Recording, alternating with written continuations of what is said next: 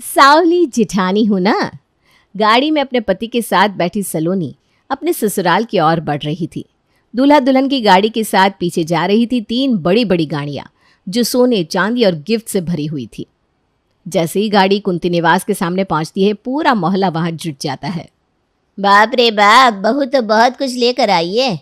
देख लिया निर्मला, मैं तो पहले ही कह रही थी ये कुंती इस बार कोई बड़ी चाल चल रही है। जिस हिसाब से दबे पांव छिप छिपा कर कुंती ने ये रिश्ता किया है, झोल तो बड़ा लगता है। जो भी हो, पैसे वाली लड़की ले आई कुंती तो। मुझे एक बात समझ में नहीं आती, भगवान सारी दौलत इस जैसे 2 नंबरी औरतों को ही क्यों दे देता है। तभी गाड़ी से सोने से लदी सलोनी उतरती है, पर उसे देखकर सभी का मुंह उतर जाता है। तो ये था वो झोल पवन को बेच कर आई है कुंती। ऐसी खाली लड़की, वो भी इतने सुंदर लड़के के साथ, वो भी सिर्फ पैसे के लिए। कुंती तो पैसे से खुश हो जाएगी, पर पवन बेचारा कितने दिन इस लड़की को बर्दाश्त कर पाएगा। गृह प्रवेश के लिए सलोनी दरवाजे तक जाती है, पर अंदर तो गृह प्रवेश का कोई इंतजाम ही नहीं था। अरे तू भाभी का मुंह क्यों ताक रहा है विनीत? कोई स्वर्ग से उतरी अप्सरा नहीं लेकर आया है तेरा भाई। बाहर जा और गाड़ी से सारा सामान उतरवा। और तू पवन मेरे कमरे में आ जा, चल। और ये सलोनी? अरे बच्ची तो नहीं है, ये है कि बताना पड़ेगा कि सामने वाला कमरा तुम्हारा है। जाओ जाकर कपड़े बदल लो, और हाँ, नींद आए तो सो जाना। ये मत सोचना कि मेरा बेटा तुम्हारे पास आएगा। शक्ल देखिए अपनी, बड़े घाटे का सौदा कराया हम तो भगवान। सभी के सामने सर झुकाए सलोनी सीधा अपने कमरे में चली जाती है। तो कुछ ऐसे हुआ सलोनी का अपने ससुराल में स्वागत। पूरी रात पवन के इंतजार में सलोनी सोती नहीं। 4 बज गए, अब सोकर भी क्या करूंगी, पता नहीं ये कहाँ रह गए। सलोनी उठकर नहा धोकर पूरे घर में झाड़ू पोछा करती है। उसके बाद सीधा रसोई में चली जाती है।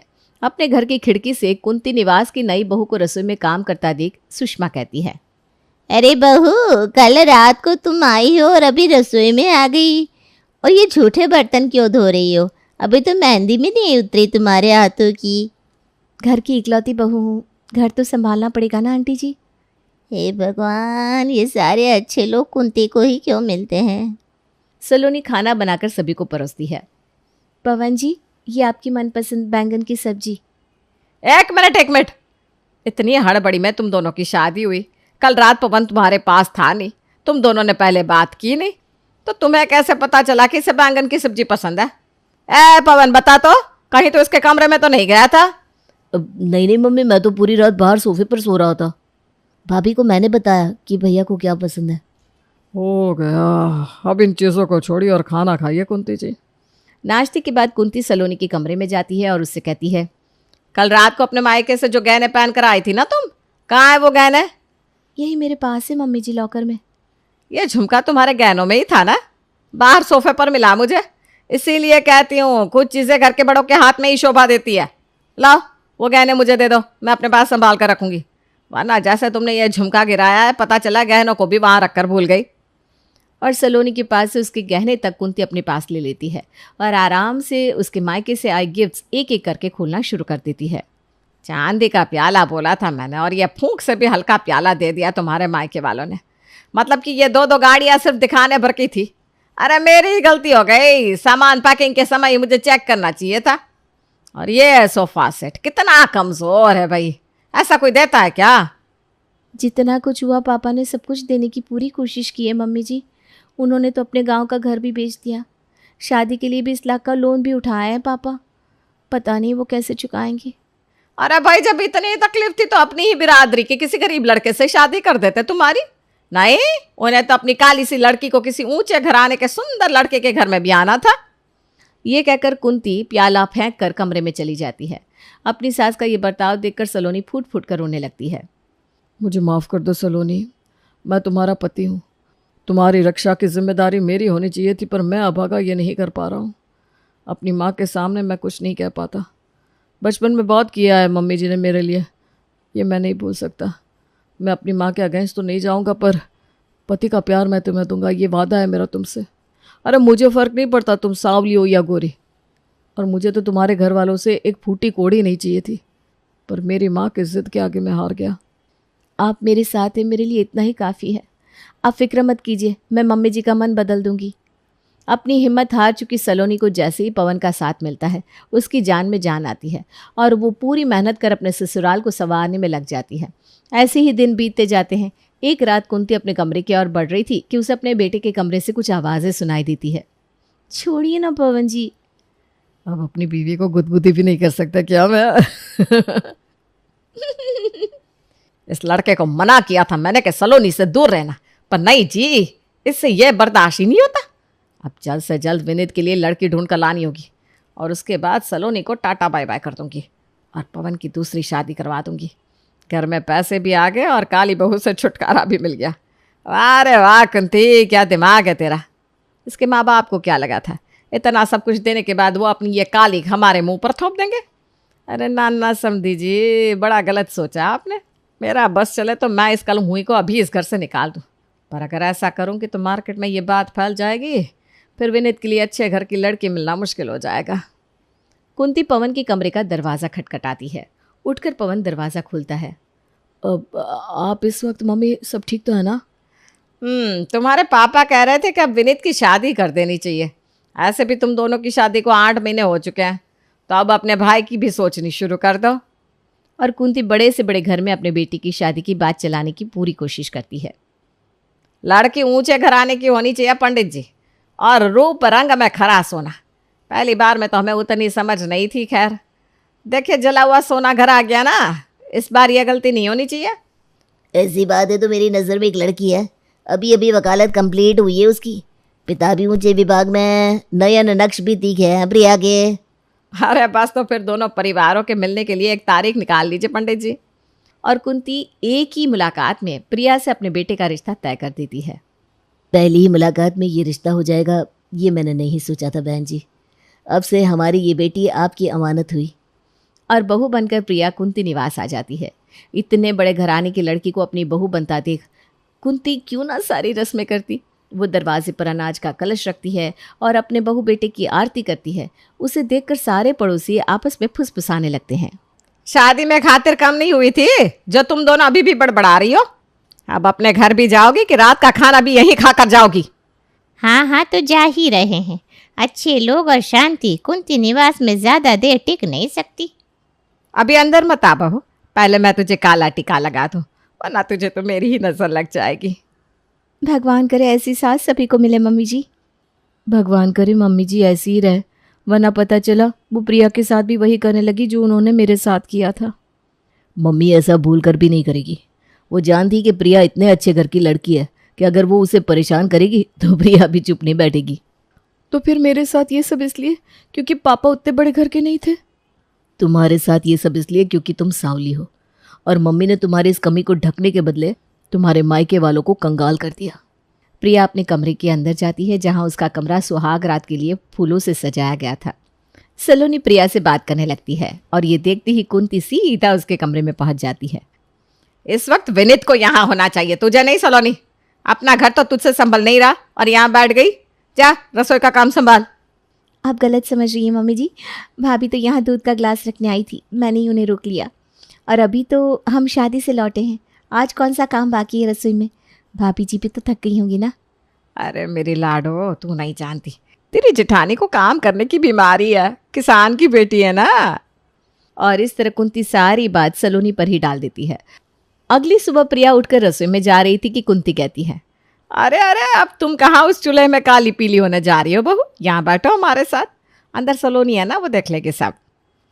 पर अब तो मैं आ गई हूँ ना मम्मी जी, तो भाभी सब अकेले क्यों करे, शोभा नहीं देता। अब मैंने देखा सुबह झाड़ू पोछा भी उन्होंने ही किया। तभी हाथ में चाय की ट्रे लिए सलोनी वहाँ आती है। तुम फिक्र मत करो प्रिया, मम्मी जी ने बताया ना मुझे आदत है। प्रिया का सलोनी की तरफ झुकाव देखकर कुंती की टेंशन बढ़ती जा रही थी। ऐसे ही 1 महीना निकल जाता है। प्रिया घर में जो भी लाती, एक खुद के लिए और एक अपनी जेठानी के लिए, वो सलोनी को ज़रा भी मायूस नहीं होने देती। कोई ना कोई रास्ता तो निकालना ही पड़ेगा। अब कौन समझाए इस प्रिया को कि जेठानी किसी की सगी नहीं होती, पर इसे तो समझना ही नहीं है। इससे पहले कि सलोनी से ये ज़्यादा बातें करे और सलोनी से कुछ भी बताए, मुझे सलोनी का पत्ता साफ करना होगा। पूरी रात कुंती अपना दिमाग दौड़ाती रहती है कि कैसे वो सलोनी से पीछा छुड़ाए, और उसी में पूरी रात निकल जाती है। अगली सुबह कुंती सभी के सामने सलोनी को अपने पास बुलाती है। इधर आना ज़रा सलोनी, मुझे तुमसे बात करनी है। बात तो मुझे भी करनी है मम्मी जी। तो आज तुम ही पहले बोल लो बड़ी बहू। तुम्हारी सास तो 24 घंटे बोलती रहती है, आज तुम्हारी भी सुन ले। आप दादा बनने वाले हैं पापा। अरे जीती रहे प्रिया बहू, जीती रहे। देखा जी, मुझे पूरा भरोसा था इस घर का चिराग मेरी छोटी बहू ही देगी। बहू को आए 4 दिन नहीं हुए कि इस बच्ची ने इस घर को वारिस भी दे दिया। अरे मम्मी आप गलत समझ रही हैं, ये खुशखबरी प्रिया ने नहीं सलोनी ने आपको दी है। अरे ये तो सावली है, इसका बच्चा अगर सावला पैदा हो गया तो नहीं नहीं नहीं नहीं, मैं ऐसे बच्चे को गोद में भी नहीं ले पाऊंगी। OMG, बेबी आने वाला है भाभी। आप तो बस आराम और आराम करो, सब कुछ हम लोग देख लेंगे। भाभी चलिए पहले कमरे में चलिए, मैं आपके पैरों की मालिश कर देती हूँ। मैं भी आ रहा हूँ भाभी। मैं भी मिठाइयाँ लेकर आता हूँ। अरे मीठा नहीं, मुझे ना कुछ खट्टा खाने का मन कर रहा है। तो हम ले आएंगे खट्टा। इस तरह पूरा घर सलोनी के आगे पीछे करने लगता है, जिसे देखकर कुंती तो और टेंशन में आ जाती है। अगर ये बच्चा हो गया तो पवन कभी भी सलोनी को छोड़ने राजी नहीं होगा। मैं अपने जवान बेटे को अपने पल्लू से जाने नहीं दे सकती। यह बच्चा ही कांटा है, इसे ही निकालना होगा। अगले दिन से कुंती सलोनी से फिर से सारे काम करवाने लगती है। ऐसा लगता है क्या पोछा? जमीन पर झुक कर पोछा मार और जोर से ताकत लगा। पोछा लगाते लगाते ही जमीन सूख जानी चाहिए, पर नहीं, तुझे तो गीला पोछा लगाना है जिससे मैं गिर जाऊं और तू आजाद हो जाए। मेरी कमर में बहुत जोरों का दर्द है मम्मी जी, इससे ज्यादा मैं नहीं झुक पा रही हूँ। अपने कमरे से बाहर आती ही प्रिया सलोनी को पोछा लगाते देखती है। मोपिंग तो है ना मम्मी जी, भाभी उसी से पोछा लगा देती। तुम बीच में मत बोलो प्रिया, तुमने इसे सर पर चढ़ा कर रखा है। ऐसा तो नहीं है कि इस दुनिया में कोई औरत पहली बार मां बन रही है। मैंने भी 2 बच्चे जने हैं, इसके अलावा 3 तो खराब भी हो गए थे मेरे। तो मैं मर गई क्या? पोछा हो जाए तो जाकर सभी के लिए नाश्ता तैयार कर देना। पसीने से लथपथ एक हाथ में अपना कमर पकड़े सलोनी पोछा लगाने के बाद सभी के लिए नाश्ता बनाकर जैसे ही आकर पंखे के नीचे बैठती है, कुंती कहती है, अरे जा कपड़े धो ले बहू, नाश्ता तो तूने सुबह ही कर लिया था, मैंने देखा था। ड्राई फ्रूट्स खा रही थी तू, तो अब कपड़े देख ले। और हाँ, हाथ से धोना, सारे नए कपड़े निकाले मैंने। मशीन में कपड़े धुलने से खराब हो जाते हैं, और उन्हें धोने के बाद ड्रायर में मत सुखाना, हाथ से निचोड़ निचोड़ कर सुखाना। धूप अच्छी खिली हुई है तो आधे घंटे में कपड़े सूख जाएंगे, फिर प्रिया उन्हें उतार लेगी। ये तो हद कर दी है मम्मी जी ने, कौन इतना अत्याचार करता है अपनी बहू पर। यहाँ तो जो भी है अजीब ही है। जब सलोनी कपड़े धो रही थी, उसकी मदद करने चुपके से प्रिया बाथरूम में पहुंच जाती है। मम्मी जी मुझसे तो बड़े प्यार से बात करती हैं, तो फिर आपके साथ उनका ऐसा व्यवहार क्यों है भाभी, क्या बात है? सावली जिठानी होना। वॉट? नो, छी, आई कांट बिलीव दिस। आज के ज़माने में ऐसे रंगभेद करना, it's a crime, you know. तू यहाँ से चली जा प्रिया, वरना मम्मी जी ने देख लिया तो वो मुझसे और 4 काम करवाने लगेंगी। कपड़े धोने के बाद जैसे ही सलोनी उन्हें सुखाने छत पर जाती है, पीछे से कुंती छत की सीढ़ियों पर तेल गिरा देती है। अपनी सास के इस कारनामे से अनजान सलोनी सीढ़ियों से नीचे उतर रही थी कि उसका पैर उस तेल पर पड़ता है और वो फिसल कर गिर जाती है। मेरा पेट पवन जी। पेट के बल गिरने के कारण सलोनी की हालत गंभीर हो जाती है। सभी हड़बड़ाकर उसे हॉस्पिटल लेकर जाते हैं, जहां डॉक्टर उन्हें बताते हैं कि सलोनी का बच्चा नहीं रहा और अब वो आगे भी मां नहीं बन पाएगी। ये सुनते ही आज तक चुप रहा पवन बोल पड़ता है। मिल गई शांति आपको मम्मी, ले ली जान आपने मेरे बच्चे की। क्यों किया मम्मी, आपने ऐसा क्यों किया? आप जैसी माँ मैंने अपनी जिंदगी में कभी नहीं देखी। आपने सलोनी के साथ क्या कुछ नहीं किया, नौकरों से भी बदतर व्यवहार किया आपने मेरी सलोनी के साथ। दिन में 24 बार आप उसके माँ बाप को गालियां देती है, पर सलोनी चुप रही। उसका सिला आपने उसे ऐसे दिया कि उसका बच्चा मर गया। अरे वो बच्चा आपका भी तो कुछ होता था मम्मी। अभी तूने ना अपना बच्चा खोया है बेटा, इसलिए तू ऐसी बातें कर रहा है। पर तूने सुना नहीं क्या डॉक्टर ने क्या कहा? अब सलोनी माँ नहीं बन सकती। उस बारे में भी तो सोच, तुझे अपना वंश भी तो आगे बढ़ाना होगा। मैं तो कहती हूँ दूसरी शादी कर ले बेटा। सलोनी की ऐसी हालत देखने के बाद भी कुंती हर रोज पवन को दूसरी शादी करने पर मजबूर करती रहती और सलोनी के साथ और भी बदतर व्यवहार करती ताकि वो खुद इस घर से चली जाए।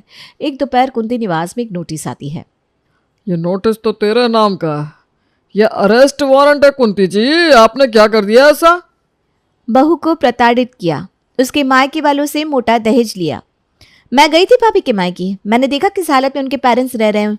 उनके पास घर तक नहीं है, और होता भी कैसे, उसी को तो बेचकर उन्होंने आपके इस मोटे पेट को भरा था मम्मी जी। वो भी इसलिए क्योंकि आपकी बड़ी बहू सावली है। डाउरी और डोमेस्टिक वायलेंस के केस में पुलिस वाले आपकी पूजा करने आए हैं, और ये केस तो अब मैं लड़ूंगी और कोशिश करूंगी कि आपको कड़ी से कड़ी सजा मिले। पाप का घड़ा देर से ही सही भर ज़रूर जाता है मम्मी जी, और आपका तो भर कर छलक रहा था, ये तो होना ही था। कुंती को जेल हो जाती है और उसके पीछे से कुंती निवास में शांति और सुकून आ जाता है।